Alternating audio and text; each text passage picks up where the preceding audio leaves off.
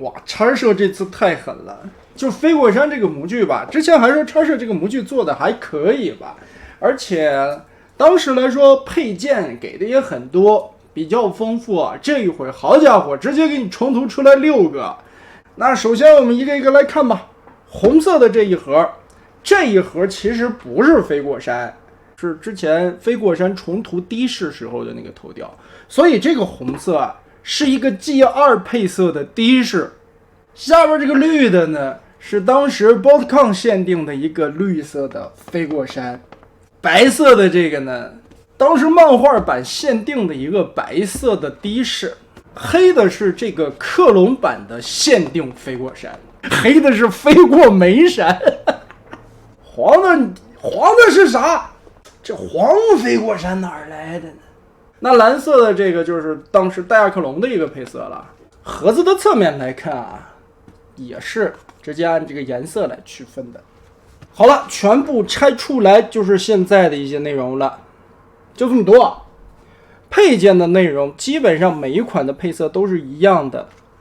这个武器组上边有非常多的配件，之前在飞过山和的士里边也有带，包括什么滑水板了、大炮了、大枪小枪，包括车型上边装载的一些武器，而且也有这个可以接起来的棍子。嘿，我怎么有一种走进了地库的感觉呢？其实这个车型做的非常的漂亮，我个人比较喜欢这6个里边啊，配色涂的比较好看的白、黑、蓝这3个涂的都非常的不错。黄的这个有点像出租车，其实它也不是那种正红的金属色，可能镜头里看的稍微的艳了一些，肉眼看起来偏粉一点点，我不太喜欢这个颜色。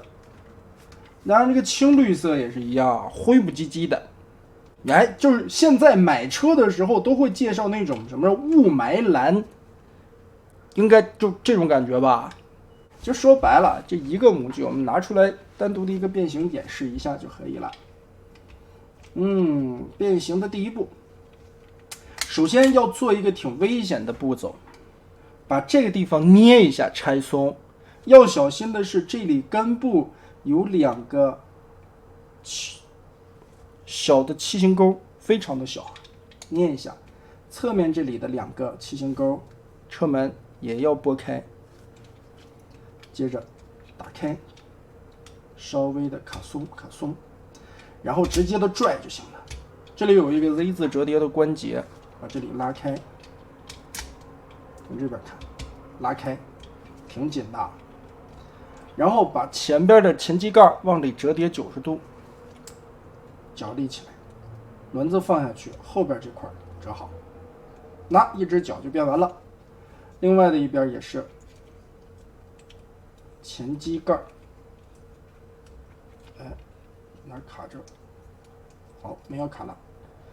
前机盖打开，下方有一个卡扣啊，折叠90度，然后把腿整个的立起来，后边这里往后翻折，这里往下翻折，一边变完。两边的车门打开，这个地方小心一些卡扣，然后整体把这个背包往后折叠。翻过去，翻过来的时候就要注意，看，这里的变形。背包这里啊，我们要先往开拉一下后边的这个玻璃，翘起来一个边，然后把轮子折一个90度打横，接着再把这一面脱开，两边折进去，压到一起挤进去。挤进去以后，这个轮子啊其实是卡在这个边缘里的，这是为什么要打开后车窗的原因，不是后玻璃的原因啊。整个的拉开，接着从这里看2个手臂旋转掏出来，拳头转正，手腕拉长，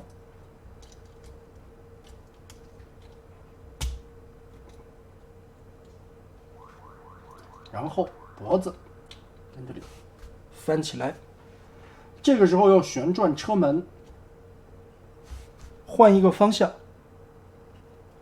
把车门整个的拧过来，接着再把车窗折进去，然后再往里卷，把车门卷到胸口里，接着后方这里，变形以前有一个扣子，把这里先展开。人行车行的时候是卡在这儿，人行的时候我们要把它收起来，然后进行一个大的折叠，塞过来。这个背包其实会很大，然后翘起来这个边缘，把这个大玻璃直接插进去。好，插到底，边缘这里会有2个扣边儿，把这个地方卡住。那好了，叉社的这款红色的的士变形完成，就是现在的样子了。可以说啊，这个变形也是非常简单的，并不复杂。但处理完了以后呢，当时就是说诟病最大的问题，这玩意儿的背包有点太大了。毕竟是早些年的设计，这设计有些年头了，背包并没有压缩处理得很干净。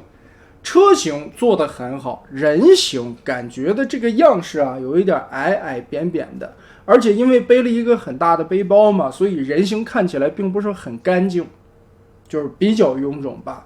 但是好在是啥呢？它胸口这块做了一个假的车顶，真的车顶叠吧全缩到这儿了，假的车顶就保证了一个正面的胸口这一块进行了一个相当于质量转换技术的一言不合缩小吧，但使用了一个假的胸口来处理。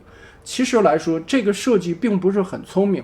当然了，如今不管大比例与小比例啊，在今时今日这个年代，设计已经推陈出新的当下，其实很多的第三方厂家已经把飞过山胸口变大缩小的这个问题，以及背包如何收纳零件的问题解决得很好了。但翻回来呢，就是说到叉社这个设计啊，应该比 MP45 出的还要早，甚至更早。这个我记得应该是在 MP 2.0 时代这个设计就有了，飞过山基本上在那个时候出来的，所以呢应该是一个比较古早的设计。但现在呢说白就是拿这个模具重新重涂了6款小车出来。其实仔细看一下，这个背包是要比 MP45 的大黄蜂官方的那个比那个背包还要大，唯一好在的是它脚后跟没有45大黄蜂那么大了，仅此而已啊。所以呢，这6个吧，基本上变形设计都一样，唯一不同的就是头雕以及它身上的配色了。我们变一个看看就差不多了。而且基本上这个，我觉得如果喜欢的朋友们更会喜欢它的车型吧。车型做的是真不赖，人形做的是真不咋地。当然放在如今的眼光下来说，曾经来说可能这个人形还可以吧，毕竟也是填补了一个当时的一个空白角色吧。飞过山毕竟这么多年都没出来啊。那现在嘛，可能感觉就有点落伍了，所以呢，这个东西我就见仁见智了。其次就是配件带的挺良心的，当时也是叉社啊这个厂子做G1玩具的时候非常的有梗，他会把动画片里边该登场的所有的配件尽可能的都给你一次性的带在盒子里边。但现在呢，只能说这个设计已经该被淘汰了。那小汽车围在这里转圈圈，而汽车也都挺漂亮的。说白了，这6个里边我最不喜欢的就是所谓的这个雾霾蓝配色啊，真讨厌这个颜色。